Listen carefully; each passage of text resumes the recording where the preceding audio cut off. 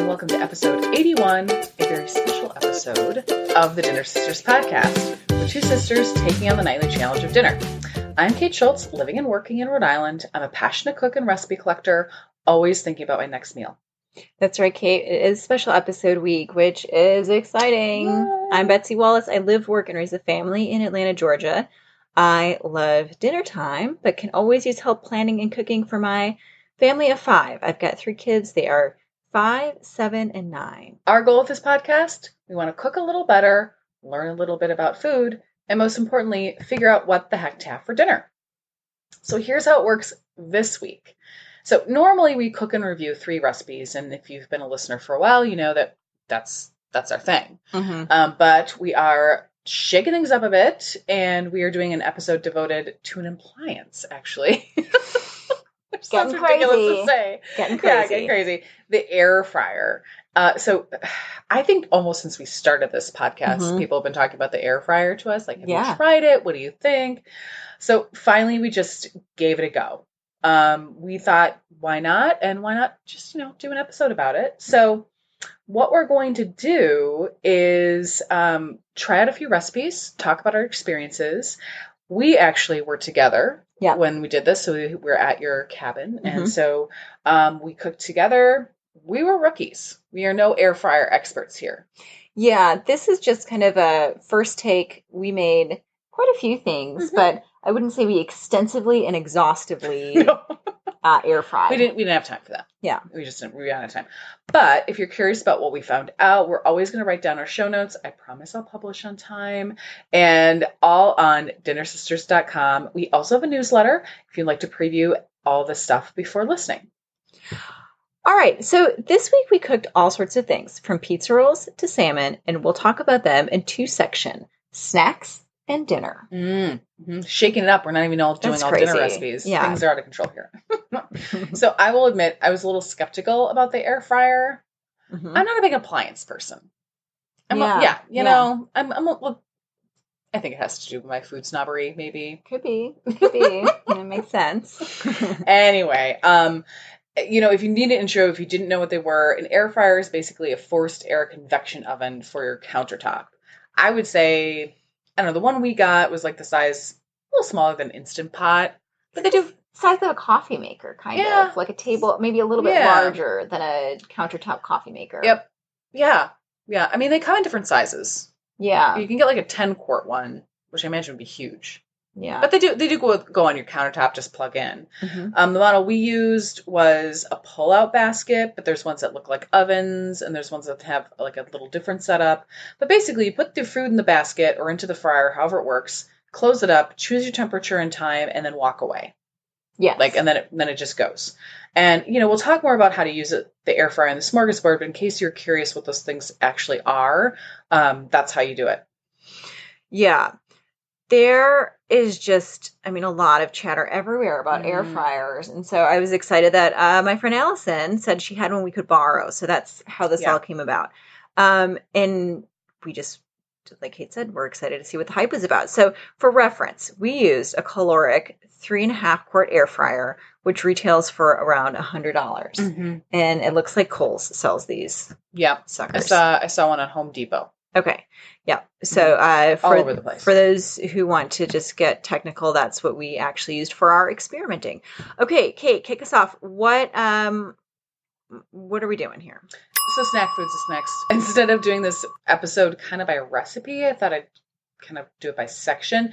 So the first one is like the fun one, which is snack foods. We read quite a bit about the air fryer, and many, many articles talk about how to make snack foods. I don't want to go like healthy, but definitely a little less bad for you. So, we were at your cabin this past weekend, which was the perfect time to try out a whole bunch of snack foods. The kids thought they were like on some sort of amazing weekend of wacky food. Weekend of like Kate was there and freezer treats. Yeah. So we did do freezer treat. We had pizza rolls, we did some mozzarella sticks, and we even did air fried Oreos. So we'll get to that. For the frozen pizza rolls and mozzarella sticks, it's dead simple. You just put them in the basket with enough room for the air to circulate. set the temperature and time. You can find, I just Googled mozzarella sticks air fryer, and they're like 4 minutes Mm-hmm. on X, so that's all you have to do. And you walk away, and then it beeps when it's done. I do not eat a ton of deep fried foods. I don't, it's not just not part of my life for various reasons, Mm-hmm. So I can't compare to something like the Fry Daddy, but they were crunchy. They were nice and hot. I mean, I thought this was kind of a fun, easy way to make snacks. And even Grant, my oldest, got into the action and he wanted to throw some mozzarella logs into the air fryer later that afternoon because it's a very low effort way to make it. And I thought they were crispier than what they would have come out of the microwave. Oh, for sure. And you did not have to heat up your whole oven. Yep. So it was just a, pretty forgiving and I would say low effort, high reward for what you're getting. Of course, these are not going to taste like you actually were out at a restaurant getting them out of the fry basket. Yeah. But but they were delicious. I thought they were the same thing. Crunchy, nice and cheesy. I thought it was good for what it was. Yeah, and for Grant to make them, I think, he's 9. That'd be kind of the low end of the age that I'd let use the air fryer there because the basket got really hot. Yeah, and you burned yourself. And I did burn myself on the basket. Yeah. Still have the marks. So it's kind of tempting to reach in there, but you can't do that. Got to use the tongs. Yeah. Mm-hmm. Yeah. So we use the mozzarella logs, pizza rolls, delicious. Kids all love them. And then I watched the kids so you and Ryan can go out for a bit, which was fun. And while you guys were gone, they were very excited. They were a little sad you were going to miss it, which were the air fried Oreos. Yes, which is crazy. So tell us about those. Crazy. So first of all, big thanks to Dorothy for the suggestions. There are actually a lot of versions of air fried Oreos, which I found to be funny. But it's essentially, if you go to a state fair or something and you see a deep fried Oreo, which are like a battered Oreo that's deep fried, sounds terrifying. This is the at-home version. At-home version, Pinterest version, right? So we made the kind where you wrap an Oreo in a crescent roll dough, the kind you get in the tube, which is like a whole thing all together, how to get them out of the tube. We had varying theories on that. Once we got them out, it was kind of fun, right? So each kid got a little triangle of crescent roll. They wrapped their Oreo in dough, which was really odd. They were very excited about that. I, oiled it up, put them in the basket, set it for 5 minutes at 400 degrees, waited what they thought was like a forever amount of time. Like, are the Oreos done yet? The nice thing about the air fryer is it's got the timer on there. So you can keep So we just walked the kids over and we're like, this is where you find out instead of bothering me every 30 seconds. So they came out and they were like golden and puffy. I mean, they're hot as all get out. So we all kind of blew on ours for a little bit and then ate them. They were in seventh heaven. I bet they were. So, I bet they were. How did they get all warm? The Oreo filling was warm, which kind of gagged me a little bit. I was like, oh, it was because it was sweet. It was so sweet. But you know what? They had a great time. It was a fun little project. I mean, why not? I think the name of the game on the air fryer is kind of like, this is fun. Yeah, totally. Yeah. And I really thought too, fun for a sleepover night if you've got kids. That's it's all those sorts of things in this section, at least with the snacks. Or if you have a camper or an RV, we were saying the same thing. It would be really fun appliance for that. And definitely much better than turning on your whole oven or microwaving. Yeah. If you turn on your whole oven to make these fake fried Oreos, that's upsetting. It would. That's too much effort for these things. It's too much effort, and it's less fun. It's just that's the Yeah, I mean, I'm not a huge French fry person. I'm definitely a sweets person, and I try, but tater tots. I do not need to eat more tater tots in my life. You know what I mean? Yeah, it was a theme the whole weekend. You and I kept looking at each other saying, "But do we need to make tater tot making easier for ourselves?" I know. Oh, this seems like it could be a dangerous slippery slope. Yeah, but I mean, if that's cool with you, if you have a bunch of teenagers in your house and you're just making the pizza rolls like nobody's business, it was super quick, not a lot of mess, which is great. And you're not heating up the oven, like we said, or oil or microwaving, which tastes a little better. And you can make a little batch or a bigger one as you like. So snacks, Snacks won out for me. Snacks were winners, yes. Okay, so let's move on to more meal-ish type things. We made bacon, we made chicken wings, and we made salmon. Yeah, so the bacon was another listener recommendation. I don't think they'd actually made it, but heard about it. I think that was Marie. Was it Marie? Feedback from Future Family Tonight. Marie Yeah. said, yeah. So, and it was great. I was glad she mentioned it because it was super easy. I mean, the one thing about bacon that's really annoying is that it smells up the house. You get oil all over the place. I know you can make in the oven, but then you're pulling out the sheet pan that's like got this like lake of oil in it. Yeah. You know? Yeah. So this one, since we had a smaller one, it was like 5 to 7 slices of bacon. And again, like the snacks, you kind of like do the whole set it and forget it thing. The basket catches all the grease. You know, if you were going to have a air fryer for your family, I might get a bigger basket because then you could maybe make a whole pound of bacon at once. And it drains as it's cooking, which is also kind of nice because then you just lift it out and it's not super, super greasy. Cooked it up nice and crisp. I mean, it was great. We both said this is really the best way I think I've made bacon. Yeah, which was surprising. Of all the things, I mean, I should know Marie. She knows her stuff. Yeah. But of all the things, I was like, bacon, I think, was one of the easier things to make. And surprisingly easy, right? Great. And we both commented about how the house didn't seem to smell as much either, which was just really great.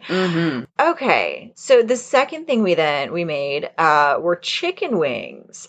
Also a suggestion, and I was curious about this because I don't make chicken wings at home. I don't think I can ever tell you that I've made them at home.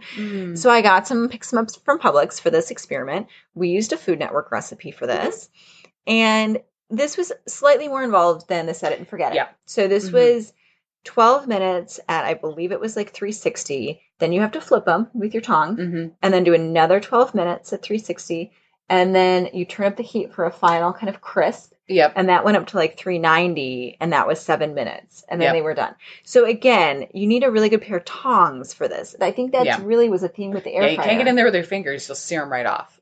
You will, and there's a lot of flipping and turning. Like there's just like flip and turn stuff. So I thought these were pretty good, though. They were pretty delicious. I'm not gonna lie. They were nice and crispy. You know. The girls, one said they didn't like sauce temporarily and so had like a plain chicken wing, and it was like still nice and crispy and delicious. Again, we had a smaller air fryer, and so I think this is one of those things where if you had a bigger air fryer, you could maybe do the 3 pounds of chicken wings maybe in one batch. This took about, maybe it was like 2.5 batches. We had 3 pounds of chicken wings, and it did take us we had to run it 3 times. The last one was not quite full. Right. And I think, which was fine because it was like cabin week. So the kids were just like, a steady stream of chicken wings was coming out of the air fryer. And every time they came out, we sort of tossed them with a different sauce. Yes, which was super fun. We used like a spicy one. We used a teriyaki sauce. And so the kids were like getting into that. Your husband was super excited about a steady stream of wings coming out of the air fryer. And I, like you said, they were nice and crispy. I thought they were delicious. And I think that's one thing where you think, okay, this is probably pretty low oil for like the crisp you're getting on this. Oh yeah, for sure. Because there's no oil on the pan other than the one you're using to make sure it doesn't stick. So it was good. All right. So the last thing we tried was some salmon or some fish. Let's do this because we also caught some bluegill from the lake. Right. Yes. So the bluegill from the lake, we'll talk about that one first. Okay. Your middle daughter is quite the fisherwoman. Yes. And she was just like pulling out fish left and right.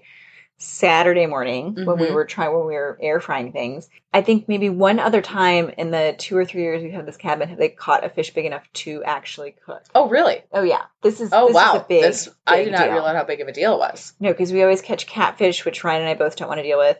So we always throw them back. Or little tiny fish. Ones. Oh. So she caught some decent sized bluegill. And Kate said, let's just put these in the air fryer. We'll air fry them up. Which was super fun. And so you made these like delicious little nuggets. I took the fillets that Ryan had kind of cut apart and dipped them in some, I think it was like just a little bit of milk and egg.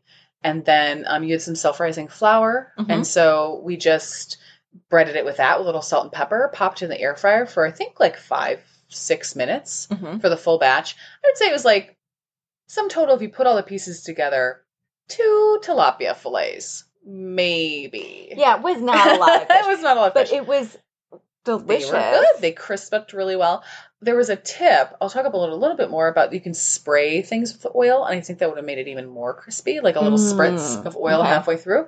But they were really good. It was a fun way to make that fish, and the kids each got their little. Maida got the inaugural taste as the person who caught them. So that was really fun. Fish came out great, and it was nice and crispy. Yeah. And not oily. And I will say that was kind of funny because you were able to sort of look up how you might do this and figure, I mean, you kind of know how to do this stuff. I feel like you've got a good feel for that kind of thing. But it came out and it was like, It was good. It was good. Yeah, it was like, it's definitely a forgiving appliance, right? Yeah. You kind of know you're putting it in, so some hot blast of heat. I'm like, okay. Yeah, so it's pretty good. Okay, and then so talk about the salmon. Yeah, second kind of fish was not caught in your lake. Was a Parmesan basil salmon through the group. I think Pam Beatty actually got us started on that one, which was fun. So for this recipe, you coat 4 salmon fillets with mayo, Parmesan cheese, basil, fresh basil, salt, and pepper. Put it in the air fryer and cook it for about 7 minutes, or just depends on how thick the fillet is. You bought a bigger fillet from Aldi, so I just slathered that whole thing up and put it in the air fryer, which in hindsight I shouldn't have done. I should have cut it in half because we learned that you need that air circulation to cook things through fully. So it took a lot longer than I thought. It took probably almost close to 15 minutes or so, which by that time the kids told me they were starving to death, had already gone to cup of noodles. Yeah, right. So that was a bit of a planning fail.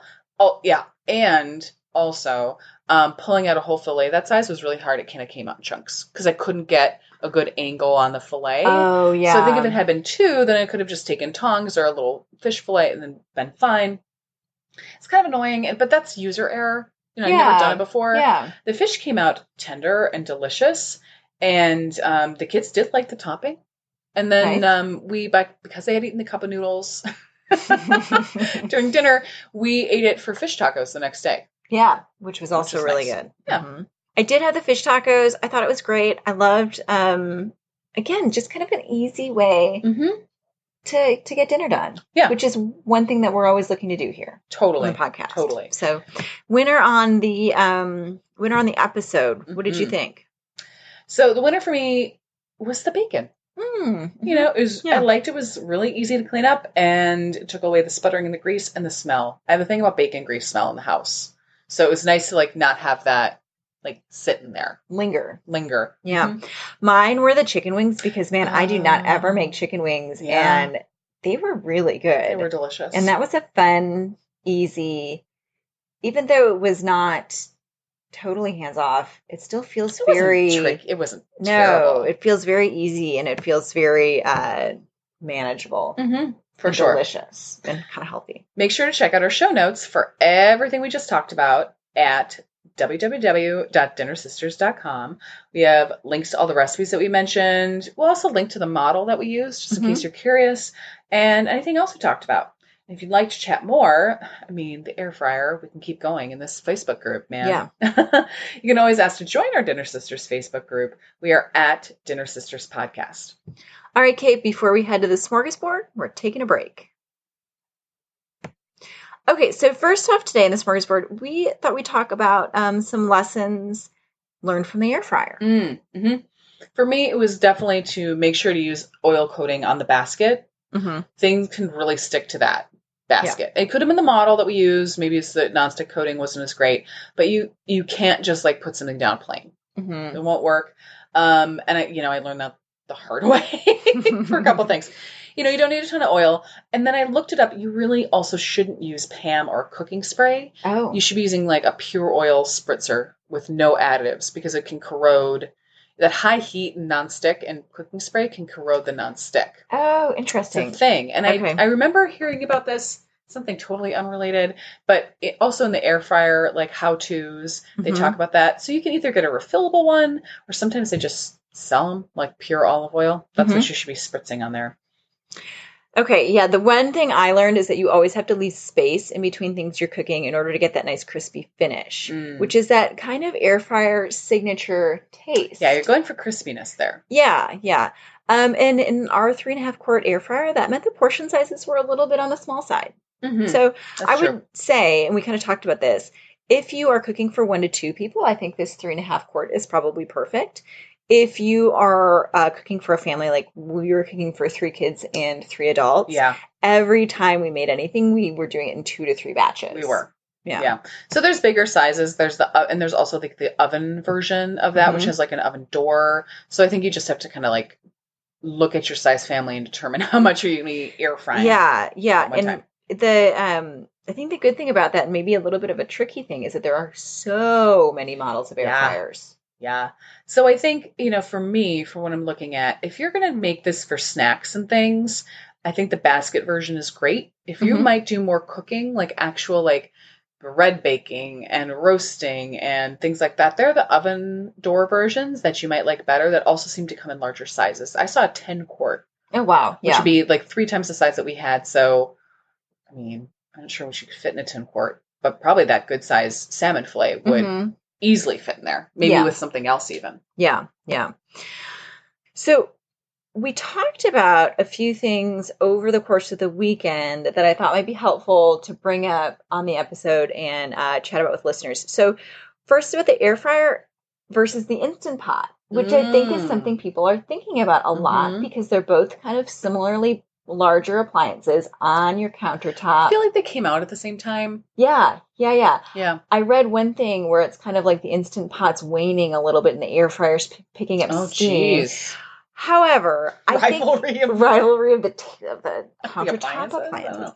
But I think you might think about this similarly. I thought the air fryer felt closer to microwaving or using a toaster Mm. oven or even just a regular toaster kind of appliance, whereas the Instant Pot is pressure cooking, which is a whole different way of knowing and Hmm. learning how to cook. Like, Yeah. I think just about anyone can use a toaster oven or a Yeah. microwave, whereas the Instant Pot, The learning curve is much, much quicker on the air fryer than it was in the yeah, Instant Pot, for sure. yeah, The air fryer is like has little buttons on it, uh-huh, and a lot of the things that you're making in there are quick, right? yeah. So you can also pull it out and check. I feel like with the Instant Pot, Mm-hmm. there's no pulling out and checking Yes, that is very easily, right? You've got to like kind of make sure you put the thing down really quickly, and you're depressurizing it and you're kind of yeah, really, you wouldn't really want to check your Instant Pot. I no, mean, but the air fryer, it's super easy. You can just kind of like peek at that yeah, you thing pull it out, push it back in, press start again, and away it goes. and really you're only doing two things, which is setting the time and setting the Right. temperature. Mm-hmm. And And if you you, look at the Instant Pot, you can have high and low pressure. You can be cooking for certain amounts of time. There's just a few more things going on. And you were also saying it depends upon what you like to eat. yes. And so here's something that kind of occurred to us over the weekend too, is that if you are kind of a fan of soups, stews, kind of rice dishes, curries, Eat a lot of beans. eat a lot of beans, that kind of stuff, Mm-hmm. you might be happier with an Instant Pot Yep. if you had to Yep. choose. If you like things that are roasted, like roasting salmon, crispy chicken thighs, oven roasted potatoes, Yeah. you might be happier with an air fryer if you had to choose between the two appliances and you were wanting to use just one. I know Yeah. people use just both, and there's Mm-hmm. also another option which Dorothy had talked about, which is you can get a air fryer kind of top to put on your Instant Pot. Wow. You missed this whole thing. I missed that. Okay. Wow. Yeah, it's kind of, it converts your Instant Pot into sort of an air fryer. It's something that just came out. Ooh. So that's another like avenue to go Okay. down as the air fryer and Instant Pot develop new Yeah, we'll have to keep technology. monitoring this. My Yeah. goodness. But I Hmm. think you make a good point. They're for two very different ways of cooking, two ways, you kind of know thyself, what Hmm. sounds better to you. I mean, if we only had a few days, Yeah. So I think those are our first impressions. We couldn't try everything the air fryer can do. A lot of people use baking inserts. I know a lot of people probably do a lot more roasting than we did. Um, people were talking about making brownies. They were Hmm. talking about like kebab inserts where you can like have little skewers in there, Oh, that sounds which sounds fun. delicious. Yeah. So there's like a ways to go. But again, I think it's like that curry, maybe stews, roasts, things like that, beans versus maybe some pan roasting. If you're going to choose between the two, like Hmm. what those things would be. Yeah. And we both said it's kind of fun to keep experimenting with new kitchen appliances as they come out. Mm-hmm. And if that's also something that just kind of lights you up Yeah. as a home cook, Why not? I mean, this is super fun. And a way that I found that might be really affordable for you to try this out is I went on Facebook Marketplace, Kate, which is like the new Craigslist. You know, everyone's using Facebook Marketplace. I found quite a few air fryers on there for around the $30 price point in Atlanta, like used ones. People that maybe tried an air fryer and didn't love it. Interesting. So I would think just because it's a gadget that maybe people don't fall in love with, check your out those secondhand marketplaces for these, and you might be able to get a steal on one if you want to try at like a third the price. Yeah, which would be amazing. I think that's such a great idea. I have such limited counter space. And most of my cooking, to be honest, is for the podcast. So like, because we have these recipes going, it's just the two of us. I don't cook a lot outside of those recipes. Like I'll make a few things here and there.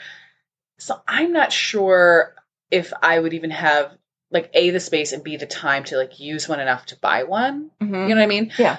But I mean, if I weren't doing the show, if I had maybe a little more counter space, I might actually buy one. It was a pretty fun thing to use. I love the idea of making a small meal or two in them and not heating up the oven. You know, like I did too. Having a super long day. I mean, if you got a bigger one and you could just, your kids love to eat salmon, right? If you had a big one and it would be like me, you coming home from like gymnastics with your kids, me maybe taking a spin class at night for once, and then you come in, pop the salmon in 7 minutes and it's done. That's amazing. That's awesome. It is awesome. And we also said you're not putting something on the stove top that's going to burn. Right. You're not burn your house down. I always feel like I can't start something, even boiling water I'm in the shower. Like I take an extra 5 minutes to deep condition my hair and now I've got no water in the pot. Yes, you know, or whatever it is. So I think that part's really appealing to me. And I think if you're also trying to cook a little healthier, there's very little fat that's added except for the healthy fats that you maybe want to include. So you're not kind of doing that sort of thing. I think this is something to seriously consider. Like take what we said into account, maybe do a little, I mean, my goodness, type in air fryer, pros and cons, you're going to come up with at least 15 articles. And honestly, it was so nice that we could borrow one from our friend. So shout out to Allison. Shout out to Allison. And I'll say though, I think people would be happy to lend you an appliance. Like if you have a friend who has an air fryer, I'm sure you could borrow it for a day or a weekend.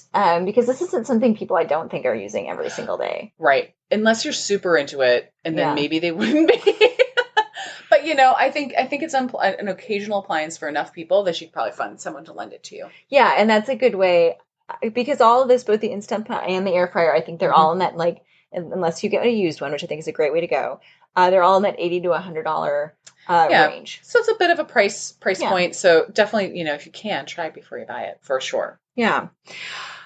Okay, so I think, we kind of say that a lot, like, would you buy it? Would you not? I think we're both thinking. I think we're in the maybe camp. We're in the maybe camp at the end of all of this, but definitely in the pro category. I mean, I wouldn't not recommend this to somebody. Yeah, I think it would be fun, and I think it might. And we've known people who it's really gotten them into cooking, which I think is great.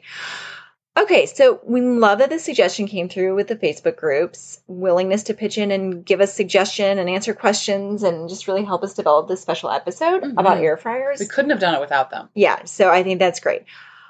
Thank you all around on that. Okay, so coming up next week, we have hearty vegetarian grain salads. Yes, so I've had a few of these recipes in my queue for a while. We're tuning to our regular scheduled program, 3 recipes from the internet. We'll cook those, let you know how they went. And I'm looking forward to some of them that we have on the docket. Yeah, me too. So that's what's for dinner. See you next time on the Dinner Sisters. We'll save a spot at the table for you. Would you like a little dinner in your inbox every week? Subscribe to our newsletter by going to our website at dinnersisters.com. We've got all the show notes, links to there, other fun stuff. And if you have some dinner ideas, shoot us an email at dinnersisterspodcast@gmail.com. Lastly, if you like what you're hearing, please recommend us to a friend. That's how people get to know our podcast. And, maybe you'll get an air fryer loan out of that. Who knows? Yeah. Thanks and happy eating.